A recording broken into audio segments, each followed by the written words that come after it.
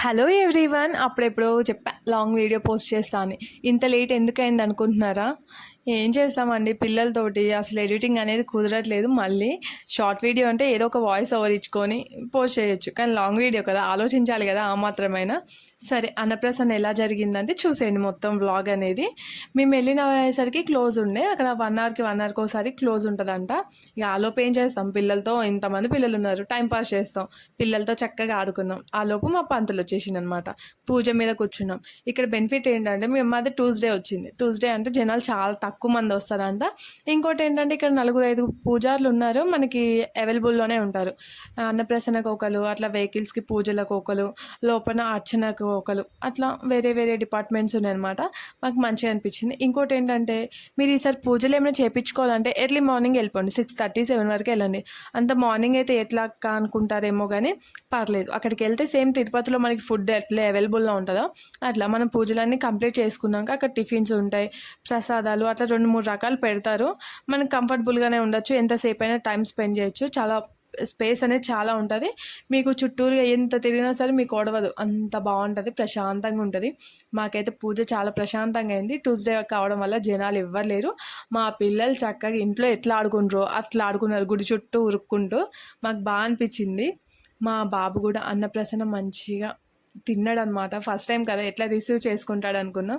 నేను, మా అత్తయ్య, మా ఆయన, మా ఆడపడుచు అందరం నోట్లో పెట్టాము. వాడు మంచిగా రిసీవ్ చేసుకున్నాడు, మంచిగా ఎంజాయ్ చేసిండు ఫుడ్. మా దేవుడి ఆశీస్సులు ఎప్పుడూ నా కొడుకు ఉండాలి, వాడి ఆరోగ్యాలతో మంచిగా తినుకుంటూ మంచి హ్యాపీగా ఉండాలి, వాడి లైఫ్ మంచిగా లీడ్ చేయాలని, ఆ దేవుడి బ్లెస్సింగ్స్ వాడికి ఎప్పుడు ఉండాలని బ్లెస్ చేస్తున్నాను నేను. మీరు కూడా మా బాబుని బ్లెస్ చేయండి. ఇంకొకటి ఏంటంటే మీకు అన్నప్రాసన అప్పుడు చెప్తున్నాను, కొన్ని ఐటమ్స్ నేను చాలా మర్చిపోయినా. నేను ఏదో పిల్లలకి ఇంట్లో పూజ జరిగినట్టు నేను తీసుకొని వెళ్ళినా, కాకపోతే అక్కడికి వెళ్ళాక ఇంకా చాలా కావాలని అన్నారు. నేను అవి కొన్ని మర్చిపోయినా, కానీ అక్కడ పర్లేదు, వాళ్ళు మంచి ఫ్రెండ్లీగా మూవ్ అయ్యిళ్ళు. అక్కడ ఉన్న కొన్ని ఐటమ్స్ కూడా మాకు ఇచ్చిళ్ళు. ఒకసారి వ్యూ చూడండి, బయట నుంచి చాలా బాగుంది కదా, తిరుపతిలో ఉన్నట్టే ఉంది కదా.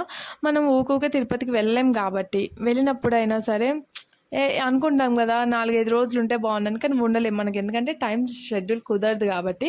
హైదరాబాద్లో ఉండే వాళ్ళు అయితే తిరుపతికి ఊకెళ్ళలేరు కాబట్టి ఇక్కడికి విజిట్ అవ్వండి. నేను ఇక్కడికి మ్యారేజ్ అయ్యి వచ్చి 8 years, కానీ నేను ఇదే నా ఫస్ట్ టైం నేను రావడం. ఇంత బాగుంటుందని కూడా ఎక్స్పెక్ట్ చేయలేదు, కానీ చాలా బాగుంది. ఇంకోసారి మళ్ళీ వస్తాను. వ్యూ అనేది చాలా బాగుంది. నెక్స్ట్ టైం నేను మొత్తం వీడియో తీయడం కోసమే సపరేట్గా వస్తాను. ఈసారి ఫ్యామిలీతో కిడ్స్తో వెళ్ళాను కదా, వాళ్ళని పట్టుకుంటూ వాళ్ళని చూసుకుంటూ పూజలో కూర్చుంటూ నాకు అస్సలు వీలు అవ్వలేదు వీడియో తీయడానికి. మళ్ళీ పూజలో ఉన్నాను కదా, చాలా అలసిపోయాము. అదేంటో అన్ని రోజులు వర్షాలు పడ్డాయి, మేము పూజలో కూర్చున్న రోజే మాత్రం ఎండలు వచ్చాయి. ఇక చాలా ఇబ్బంది అయిపోయింది. ఇక మేము ఎట్లయితే వచ్చినామో అట్లనే ఇంటికి వెళ్ళిపోతున్నాం. ఇంతసేపు చూసారు కదా, లైక్ చేసి షేర్ చేసి సబ్స్క్రైబ్ కూడా చేసుకోండి. అట్లనే మా బాబుని అందరు బ్లెస్ చేయండి. Bye bye.